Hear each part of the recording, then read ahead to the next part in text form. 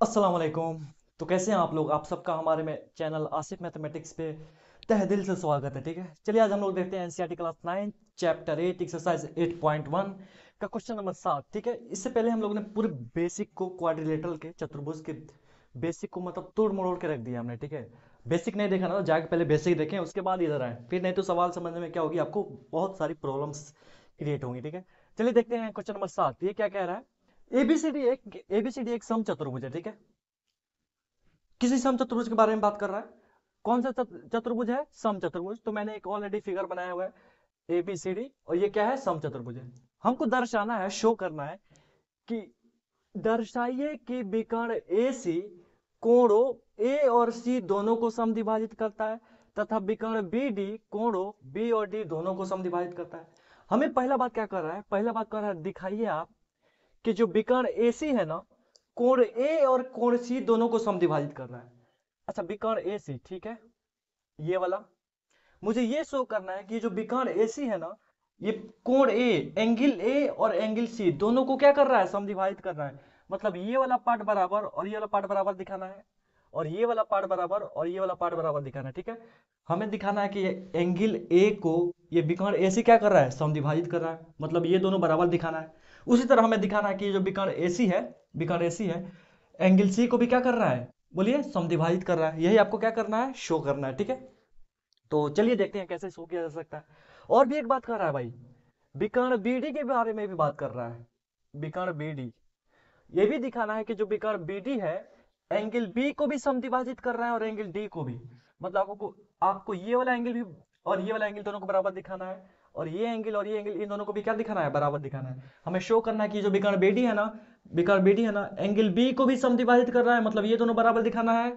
और ये जो विकर्ण बीडी है ना एंगल डी को भी, इस पूरे को भी समद्विभाजित कर रहा है, मतलब ये दोनों बराबर दिखाना है। ठीक है, अब देखो बार बार मैं इतना लंबा चौड़ा नाम दूंगा, angle B A dot dot A, ठीक है, बहुत टाइम लगेगा। ठीक है, इसको हम लोग मान लेते हैं एंगल एक, इसको दो, इसको एंगल तीन, एंगल चार, एंगल पांच, एंगल छः, ये एंगल सात और ये एंगल आठ।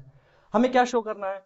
एंगल एक बराबर एंगल दो के, एंगल तीन बराबर एंगल चार के, एंगल पांच बराबर एंगल छः के, और एंगल सात बराबर एंगल आठ के। ये सब क्या करना है? शो करना है।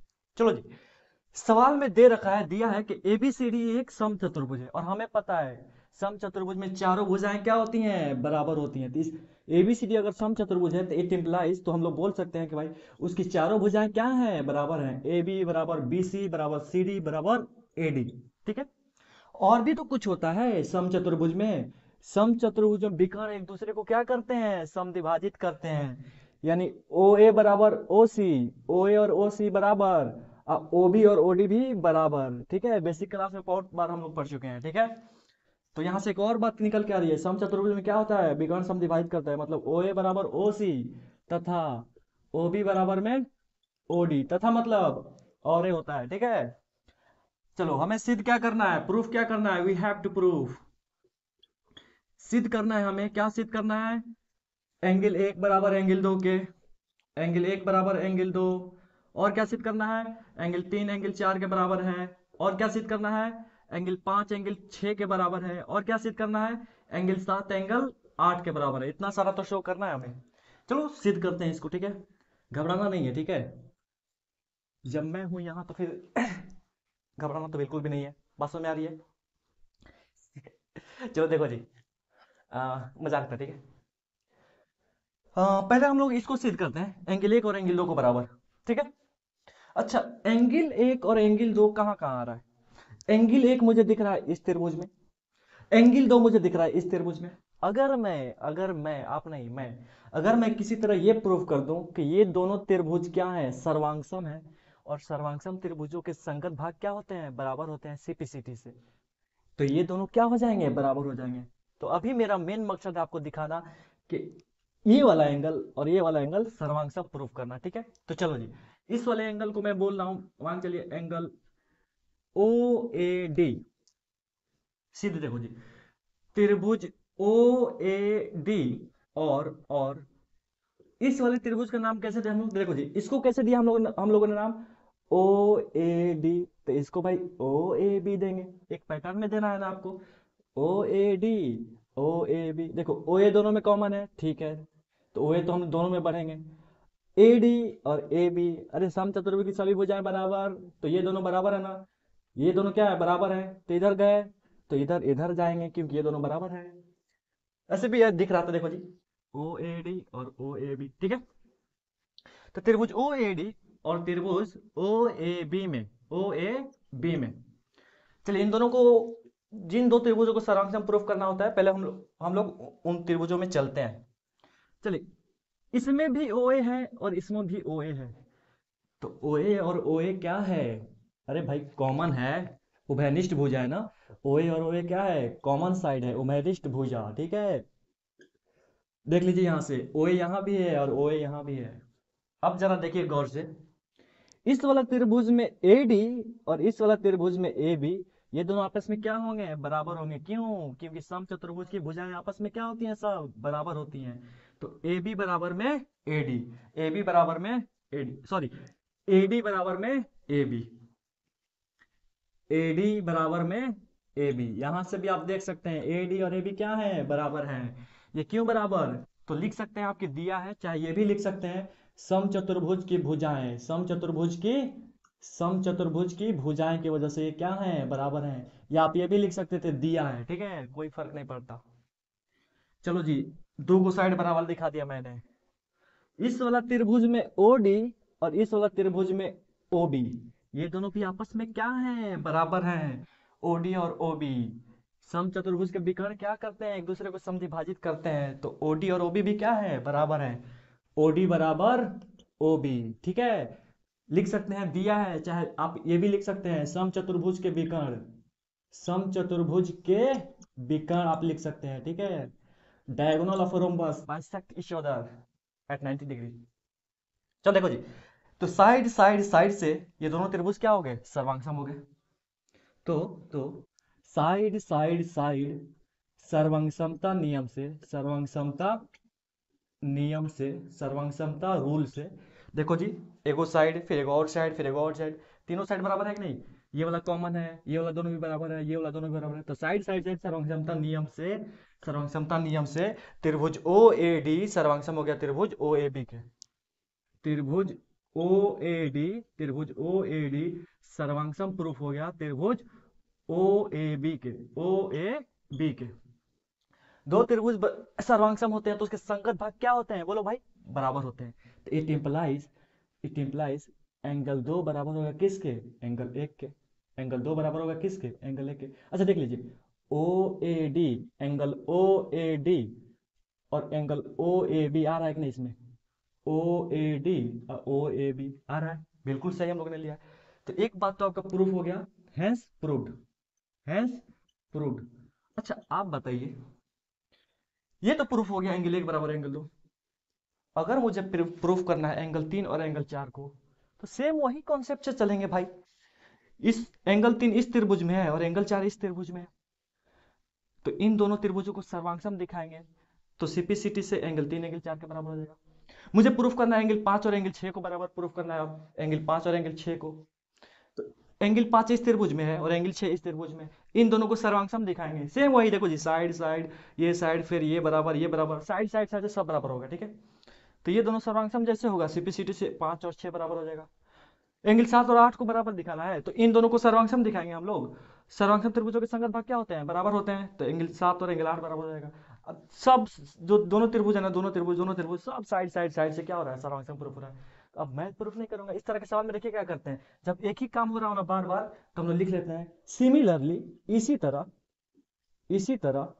तरह हम लोग बोल सकते हैं क्या, एंगल तीन बराबर एंगल चार के, एंगल तीन बराबर एंगल चार के, एंगल पांच बराबर एंगल छः के, एंगल पांच बराबर एंगल छः के, और एंगल सात बराबर एंगल आठ के, एंगल सात बराबर एंगल आठ के, हैंस प्रूव्ड, ठीक है। हाँ देखिए, एक ही काम बार बार हो रहा हो ना, तो उसको हम लोग सिमिलरली लिख के, या इंग्लिश में सीबीएसई वाले क्या लिखेंगे, सिमिलरली, और हिंदी वाले इसी तरह, इन सबको भी हम लोग क्या कर सकते हैं, प्रूव कर सकते हैं। आपका आंसर हो गया, आप ऐसे भी करिएगा, एकदम बिल्कुल सही है, ठीक है। चलिए इसको नोट करिए, फिर हम लोग बढ़ते हैं आगे की तरफ। अगर वीडियो समझ में आया तो हमारे वीडियो को लाइक करें, हमारे चैनल को सब्सक्राइब करें, और ज़्यादा से ज़्यादा शेयर करें भाई, ठीक है। आप शेयर करते नहीं है, कमेंट तो जरूर करें, ठीक है, जरूर बताएं कि कैसे समझ में आया। चलिए बढ़ते हैं आगे की तरफ। चलिए अब हम लोग देखते हैं क्वेश्चन नंबर 8, ये क्या कह रहा है कि ABCD एक आयत है जिसमें विकर्ण AC दोनों कोणों A और C को समद्विभाजित करता है। आपको दर्शाना है दो बात, ABCD एक वर्ग है और विकर्ण BD दोनों कोण B और D को भी समद्विभाजित करता है। ठीक है, चलिए पहले हम लोग पहले नंबर सवाल की तरफ बढ़ेंगे। क्या रहा है पहले ये समझो। कह रहा है कि ABCD एक आयत है। ठीक है, मैंने एक आयत बना दिया ABCD। इसमें दे रखा है क्या कि इसके विकर्ण AC जो है ना, दोनों कोणों A और C को समद्विभाजित कर रहा है। ये जो विकर्ण AC दिख रहा है, ये जो विकर्ण AC है ना, कोण A को भी समद्विभाजित कर रहा है, मतलब ये वाला और ये वाला बराबर है। और कोण C को भी समद्विभाजित कर रहा है। समद्विभाजित मतलब दो बराबर भाग में बांटना, बाइसेक्ट करना। तो कोण C को भी ये विकर्ण क्या कर रहा है, समद्विभाजित कर रहा है, मतलब ये वाला पार्ट और ये वाला पार्ट क्या है, बराबर है। ये क्वेश्चन में दे रखा है। ठीक है, अच्छा इसको मान लो एंगल 1, इसको एंगल 2, इसको एंगल 3, इसको एंगल 4। ठीक है, आपको पहला नंबर बात क्या प्रूफ करना है कि ABCD एक वर्ग है। इसको मुझे वर्ग दिखा देना है। ठीक है, अच्छा जो दिया है ना पहले उसको हम लोग लिख लेते हैं। दिया है ABCD एक आयत है। ABCD क्या है, एक आयत है। अच्छा हमको पता है, ये तो बोल दिया है कि ABCD एक आयत है, तो कह रहा है कि ये दोनों बराबर है, एंगल 1 बराबर एंगल 2, एंगल 3 बराबर एंगल 4। ठीक है, ABCD एक आयत है और बोल रहा है कि एंगल 1 बराबर एंगल 2 तथा एंगल 3 बराबर एंगल 4। कह रहा है कि वो दोनों आपस में क्या है, समद्विभाजित कर रहा था, ये दोनों बराबर और ये दोनों बराबर। अच्छा हमको पता है क्या, हमको पता है कि आयत में आमने सामने की भुजाएं क्या होती हैं, बराबर भी होती हैं। तो हम लोग यहाँ से ये भी लिख सकते हैं क्या कि क्योंकि ABCD एक आयत है, इसलिए इसलिए AB बराबर हो जाएगा CD के, तथा AD बराबर हो जाएगा किसके, BC के। AD किसके बराबर, BC के, और AB बराबर किसके, CD के, क्योंकि आयत में आमने सामने की भुजाएं क्या होती हैं, बराबर होती हैं। और आयत का और भी गुण है कि इस आयत का प्रत्येक ओर कितना डिग्री होता है, 90 डिग्री। और एंगल A बराबर एंगल B बराबर एंगल C बराबर एंगल D बराबर, ये सब कितना डिग्री, 90 डिग्री। ठीक है, ये सब दे रखा है। आपको सिर्फ आयत दिया था कि ये एक आयत है, अब आयत से रिलेटेड हम लोग सारा टर्म लिख लिए। और ये बात सवाल में दे रखा था कि एंगल 1 एंगल 2 के बराबर है, एंगल 3 एंगल 4 के बराबर है। पहला बात देखिए, क्वेश्चन नंबर 1 ले रहा हूं मैं। ठीक है, 1 इसमें क्या करना है, सिद्ध करना है, इसमें 1 में सिद्ध करना है कि ABCD एक वर्ग है। ABCD एक वर्ग है। ठीक है, तो चलो जी इसका सिद्ध देखो, हम लोग इसको कैसे सिद्ध करेंगे जरा ध्यान से देखिए। किसी आयत को वर्ग दिखाना है। ठीक है, देखिए वर्ग में चारों भुजाएं क्या होती हैं, बराबर होती हैं, तथा प्रत्येक कोण कितना डिग्री होता है, 90 डिग्री होता है। आयत में भी प्रत्येक कोण 90 डिग्री होता है। आयत में भी प्रत्येक कोण क्या होता है, 90 डिग्री होता है। अगर हम किसी तरह सिर्फ ये दिखा दें कि इसकी चारों भुजाएं आपस में बराबर हैं, तो ये क्या हो जाएगा, वर्ग हो जाएगा। वर्ग कहता है कि मेरा प्रत्येक कोण 90 डिग्री और चारों भुजाएं क्या, बराबर।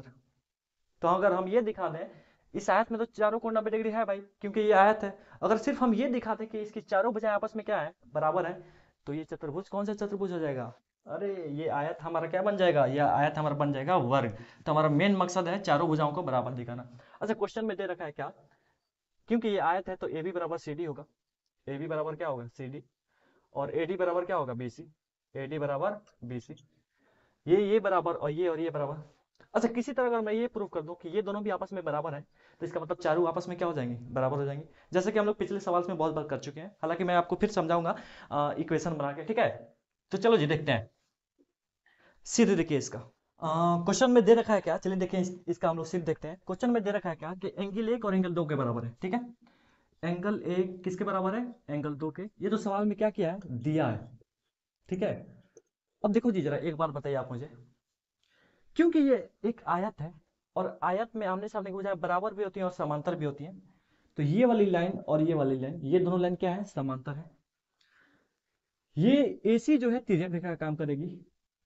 तो जब दो समांतर रेखाओं को एक तिर्यक रेखा काटती है तो एकांतर अंतःकोण क्या होते हैं, बराबर होते हैं। तो यहां से एंगल 1 बराबर एंगल 3 हम लोग लिख सकते हैं, एंगल 1 बराबर एंगल 3। ठीक है, आप डायरेक्ट लिख सकते हैं, क्यों बराबर है भाई, एकांतर अंतःकोण, एकांतर अंतःकोण। ठीक है, या ऐसे भी लिख सकते हैं, थोड़ा सा और डिटेल्स में लिखना है तो डिटेल्स में लिख लीजिए, क्योंकि AB और पैरेलल क्या है, CD के, क्योंकि AB पैरेलल है किसके, CD के, इसलिए इसलिए एकांतर अंतःकोण, एकांतर अंतःकोण। ठीक है, एकांतर अंतःकोण की वजह से ये दोनों क्या है, बराबर है। अच्छा इसको मान लो आप इक्वेशन 1, इसको मान लो इक्वेशन 2, ठीक है। यहाँ इस वाले में पानी है क्या? चलो देखिए हाँ, इन दोनों को जरा तुलना करो तो भाई, इक्वेशन 1 और इक्वेशन 2 को। एंगल 1 बराबर है एंगल 2 के, और एंगल 1 बराबर है एंगल 3 के। तो इसका मतलब ये दोनों भी आपस में क्या है? बराबर है। देखिए एंगल 1 किसके बराबर? एंगल 2 के। फिर एंगल 1, वही एंगल 1 किसके बराबर? एंगल 3 के। तो ये दोनों भी आपस में क्या हो गई? बराबर हो गई। बात सीधी सी है। मैंने आपको बहुत बार बताया है, राम की हाइट किसके बराबर? राहुल के बराबर, ठीक है। और राम की हाइट फिर रहीम के बराबर भी है, ठीक है। राम की हाइट राहुल के भी बराबर है, और राम की हाइट रहीम के भी बराबर है। तो इसका मतलब रहीम और राहुल की भी हाइट आपस में क्या होंगी? बराबर होंगी। बात सीधी सी है। तो समीकरण 1 और 2 से, समीकरण समीकरण समीकरण लिखो भाई। समीकरण 1 और 2 से, समीकरण 1 और 2 से हम लोग क्या लिख सकते हैं कि एंगल 2 बराबर एंगल 3, एंगल 2 बराबर एंगल 3। अभी मैंने प्रूफ किया कि एंगल 2 और एंगल 3 बराबर है, ठीक है। इस त्रिभुज में ये वाला पार्ट और ये वाला एंगल और ये वाला एंगल बराबर है। हम लोगों ने त्रिभुज में पढ़ा हुआ है क्या, कि किसी त्रिभुज के दो कोण बराबर हो ना, तो बराबर कोणों के सामने वाली भुजाएं बराबर होती है। अगर किसी त्रिभुज के ये कोण और ये कोण बराबर है ना, तो इसके सामने वाला साइड ये और इसके सामने वाला साइड ये आपस में क्या होंगे? बराबर होंगे। तो किसी त्रिभुज की दो कोण बराबर हो ना, तो उसके सम्मुख भुजाएं क्या होती हैं? बराबर होती हैं। बराबर कोणों के सामने वाली भुजाएं क्या होती हैं? बराबर होती हैं, ठीक है। तो ये दोनों बराबर है, तो इसके सामने वाला ये और इसके सामने वाला ये साइड क्या हो जाएगा? बराबर हो जाएगा, ठीक है। त्रिभुज का ये प्रॉपर्टी है कि उसके बराबर कोणों के सामने वाली भुजाएं भी क्या होती हैं? बराबर होती हैं। अब क्योंकि एंगल 2 और एंगल 3 बराबर है, तो इस वाले त्रिभुज में, त्रिभुज एडीसी में ये और ये बराबर है, तो इसके सामने वाला ये और इसके सामने वाला ये साइड आपस में क्या हो जाएंगे? बराबर होंगे। और यही मुझे क्या करना था? प्रूफ करना था। त्रिभुज अब त्रिभुज एडीसी में, त्रिभुज एडीसी में हम लोग डायरेक्ट लिख सकते हैं क्या, कि एडी और डीसी क्या है? बराबर है। त्रिभुज एडीसी में एडी बराबर क्या है? डीसी लिखो चाहे सीडी लिखो, आपकी मर्जी है, ठीक है। सीडी लिख दूं? चलो सीडी लिख देता हूँ। एडी और सीडी आपस में क्या है? बराबर है। ये क्यों बराबर है? तो बराबर कोणों के सम्मुख भुजाएं क्या होती हैं? बराबर होती हैं। देखिए ये दोनों कोण बराबर है, तो इसके सामने वाला ये और इसके सामने वाला ये साइड दोनों आपस में क्या होंगे? बराबर होंगे। तो बराबर कोणों की सम्मुख भुजाएं, बराबर कोणों की सम्मुख भुजाएं, सम्मुख भुजाएं, ठीक है, आपस में क्या होती हैं? बराबर होती हैं। अच्छा यहाँ और ऐड कर सकते थे, क्योंकि एंगल 2 बराबर एंगल 3 है, ठीक है। इसलिए इसलिए बराबर कोणों की सम्मुख भुजाओं की वजह से एडी और सीडी क्या हो गए? बराबर हो गए। एडी और सीडी क्या हो गए भाई? बराबर हो गए, ठीक है। तो अभी मैंने प्रूफ कर दिया आपको क्या, कि ये और ये भी आपस में बराबर है। लेकिन क्योंकि क्योंकि चतुर्भुज एबीसीडी, क्योंकि चतुर्भुज एबीसीडी एक आयत है, क्योंकि चतुर्भुज एबीसीडी एक आयत है, आयत है, इसलिए ए बी बराबर किसके है? बोलिए। ए बी बराबर सी डी के है, तथा ए डी किसके बराबर है? ए डी किसके बराबर है? अरे बी सी के बराबर। ए डी और बी सी आपस में बराबर। अच्छा इसको मान लो आप क्या, इस वाला ये जो ए डी और सी डी हमने बराबर लिखा है, इसको मान लीजिए आप समीकरण 3, क्या मान लीजिए? समीकरण 3। इसको मान लो समीकरण 4, इसको मान लो समीकरण 5। अच्छा ये दोनों क्यों बराबर है भाई? ए बी और सी डी क्यों बराबर? ए डी और बी सी क्यों बराबर? आयत की सामने वाली भुजाएं, आयत की सम्मुख भुजाएं क्या होती हैं? बोलो भाई, बराबर होती हैं, ठीक है, इस वजह से। चलो अब मैं तुलना करके दिखा देता हूं आपको, एंगल 3, एंगल 4 और 5 से। चलिए अभी हमने प्रूफ किया एडी और सीडी क्या है? बराबर है। आप यहां लिख सकते हैं समीकरण 3, 4 और 5 को तुलना करने पर, समीकरण 3, 4 और 5 को, और 5 को तुलना करने पर, मतलब कंपेयर करने पर, ठीक है, तुलना करने पर। समीकरण 3 क्या कह रहा है? एडी बराबर सीडी। चलो इसमें देखो, सीडी किसके बराबर है? एबी का बराबर। समीकरण 4 में सीडी किसके बराबर है? एबी के। तो सीडी की जगह हम लोग एबी भी लिख सकते हैं। क्या लिख सकते हैं? एबी भी लिख सकते हैं। और क्या है? एडी किसके बराबर है? बीसी के बराबर है, तो एडी की जगह हम बीसी भी लिख सकते हैं। तो यहां से हमको क्या पता चला? ये तो सब आपस में बराबर है, एबी बीसी सीडी और एडी। देखिए A B B C C D और ए डी, बस इसको सजा के लिख दीजिए, ए बी बराबर बी सी बराबर सी डी बराबर ए डी। ठीक है, अब आप यहाँ लैंग्वेज लिख सकते हैं, क्योंकि ए बी सी डी एक आयत है, तो आयत का प्रत्येक कोण 90 डिग्री होता है, तथा अभी हमने प्रूफ किया कि इसकी चारों भुजाएं क्या है, बराबर है, इसलिए ये चतुर्भुज क्या है, एक वर्ग है।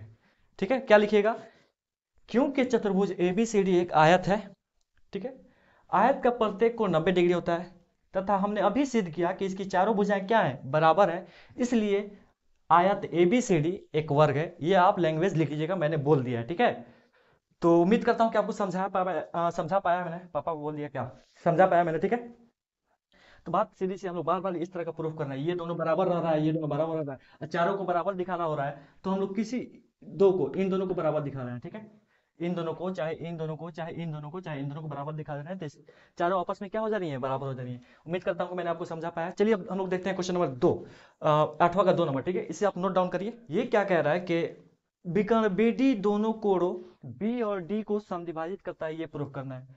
अब विकर्ण BD के बारे में बात हो रही है। ठीक है, विकर्ण BD, ठीक है, विकर्ण BD को मैंने ड्रॉ कर दिया, खींच दिया। मुझे ये दिखाना है कि जो विकर्ण BD है ना, कोण B और कोण D को समद्विभाजित करता है, मतलब ये वाला विकर्ण इस एंगल B को भी समद्विभाजित कर रहा है, मतलब इन दोनों को बराबर दिखाना है। यही विकर्ण विकर्ण BD कोण D को भी समद्विभाजित कर रहा है, मतलब इन दोनों को बराबर दिखाना है। ठीक है, इन दोनों क्या दिखाना है, बराबर दिखाना है। अब कुछ नाम दे देते हैं हम लोग। ठीक है, 1 2 3 4 हो गया ना, तो इसको मान लीजिए 5, इसको मान लीजिए 6, ठीक है, इसको मान लीजिए 7, इसको मान लीजिए 8। ठीक है, तो मुझे कुल मिला के शो करना है यहाँ पे एंगल 5 एंगल 7 के बराबर है, और एंगल 6 और एंगल 8 के बराबर है। ठीक है, सिद्ध करना है इसमें एंगल 5 बराबर एंगल 7 तथा तथा एंगल 6 बराबर एंगल 8, ये क्या करना है, सिद्ध करना है। तो चलिए इसका सिद्ध देखते हैं। ठीक है, इसका क्या करते हैं जी, प्रूफ देखते हैं। तो कैसे क्या किया जाए, कैसे क्या किया जाए, चलो देखो, मुझे 5 और 7 को बराबर दिखाना है, और 6 और 8 को बराबर दिखाना है। ठीक है, तो क्या किया जा सकता है, चलिए देखिए, क्योंकि ये चतुर्भुज आपका आयत है, और आयत में आमने सामने की भुजाएं क्या होती हैं, समांतर होती हैं। क्या होती है जी, समांतर होती हैं। तो ये और ये क्या हो गए, समांतर हो गए। ये रेखा रेखा BD किसका काम करेगी, तिर्यक रेखा का काम करेगी। तो तिर्यक रेखा का काम करेगी, तो आप बताइए एंगल ये वाला और एंगल ये वाला दोनों आपस में क्या होंगे, बराबर होंगे, यानी एंगल 5 और एंगल 8 क्या होंगे, बराबर होंगे। क्यों, एकांतर अंतःकोण, चूंकि चूंकि A B parallel to DC है, A B parallel to DC है। अरे आयत के वजह से, किसके वजह से, आयत के वजह से। देखिए लैंग्वेज है, अपने मन से लिख सकते हैं। इसलिए इसलिए एंगल 5 और एंगल 8 क्या होंगे, बराबर होंगे। एंगल 5 बराबर एंगल 8, एकांतर अंतःकोण, एकांतर एकांतर अंतःकोण। ठीक है, चलिए अब देखिए, ये और ये क्या है, समांतर है। AB और CD क्या है, समांतर है। तो ये वाला रेखा रेखा BD किसका काम कर रहा है, तिर्यक रेखा काम कर रहा है। तो आप बताइए ये एंगल और ये एंगल क्या होंगे, एकांतर अंतःकोण होंगे। क्योंकि भाई ये एक आयत है, और आयत में आमने सामने भुजा क्या होती है, समांतर होती है। समांतर रेखाओं को कोई तिर्यक रेखा काटती है, तो एकांतर अंतःकोण क्या होते हैं, बराबर होते हैं। यानी एंगल 7 और एंगल 6 भी आपस में क्या हो जाएंगे, बराबर हो जाएंगे। ठीक है, एंगल 7 और एंगल 6 भी आपस में क्या हो जाएंगे, बराबर होंगे। अब क्योंकि क्योंकि मतलब क्योंकि AD पैरेलल टू BC है, क्योंकि AD पैरेलल टू BC है, AD पैरेलल टू BC है, किसकी वजह से भाई, आयत के वजह से। आयत के वजह से, क्या लिख सकते हैं आप, चतुर्भुज ABCD एक आयत है, इसलिए इसलिए ये इसलिए का निशान है। ठीक है जी, हाँ, इसलिए इसलिए एंगल 7 बराबर क्या होगा, एंगल 6, एंगल 7 बराबर क्या होगा भाई, एंगल 6। ठीक है, ये भी क्यों बराबर, एकांतर अंतःकोण, एकांतर अंतःकोण। ठीक है, अच्छा इसको मान लीजिए समीकरण 1, इसको मान लीजिए समीकरण 2। ठीक है, अब देखो जी, अब मैं आपको क्या दिखा दूं, हम लोगों ने अभी प्रूफ किया कि चतुर्भुज कौन सा है, वर्ग है। ये चतुर्भुज कौन सा है, वर्ग है। वर्ग में सभी भुजाएं क्या होती हैं, बराबर होती हैं। तो ये वाला भी और ये वाला भी क्या है, बराबर है। तो वो जो मैंने थ्योरम अप्लाई किया था, किसी त्रिभुज की बराबर कोणों के सामने वाली भुजाएं भी क्या होती हैं, बराबर होती हैं। ठीक उसी का उल्टा किसी त्रिभुज में बराबर भुजाओं के सामने वाले कोण भी बराबर होते हैं। अगर ये दोनों बराबर है ना, तो इसके सामने वाला ये और इसके सामने वाला ये दोनों भी आपस में क्या होंगे, बराबर होंगे। तो क्योंकि इस आयत को हम लोग वर्ग प्रूफ कर चुके हैं, तो इसकी सभी भुजाएं आपस में बराबर हैं, तो ये वाला साइड भी और ये वाला साइड भी आपस में क्या है, बराबर है। तो बराबर भुजा के सामने वाला कोण क्या होते हैं, बराबर होते हैं। तो इसके सामने वाला एंगल 5, इसके सामने वाला, इस भुजा के सामने वाला एंगल 6, इस त्रिभुज में, त्रिभुज एबीडी में ये और ये बराबर है, क्योंकि मैंने वर्ग प्रूफ कर चुका है। तो इसके सामने वाला एंगल 5 और इसके सामने वाला एंगल 6, ये आपस में क्या होंगे, बराबर होंगे। क्यों, बराबर भुजा के सामने वाले कोण। अब एंगल 5 बराबर एंगल 6, एंगल 5 बराबर एंगल 6, ठीक है। ये क्यों बराबर है, तो ये इसलिए बराबर है कि बराबर भुजा के सामने वाले कोण, हमने अभी प्रूफ किया, हमने अभी सिद्ध किया, सिद्ध किया कि सिद्ध किया कि आ, ये क्या है, ये एक वर्ग है, ये एक वर्ग है। ये मतलब कौन, अरे ये चतुर्भुज एबीसीडी क्या है, एक वर्ग है। इसलिए इसलिए बराबर भुजा के सम्मुख कोण, बराबर भुजाओं के, बराबर भुजाओं के सामने वाले कोण, सामने वाले, सॉरी, हाँ ठीक है, बराबर भुजाओं के सामने वाले कोण, बराबर भुजाओं के सामने वाले कोण की वजह से ये क्या है, बोलिए भाई, ये बराबर है, ठीक है।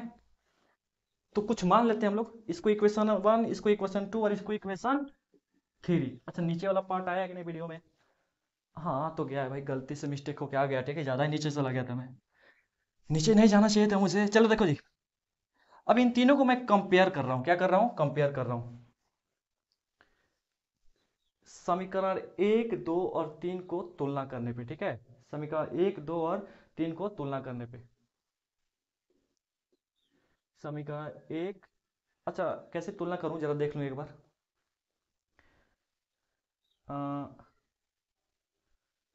एंगल 5 एंगल 8 के बराबर है, और एंगल 5 एंगल 6 के भी बराबर है।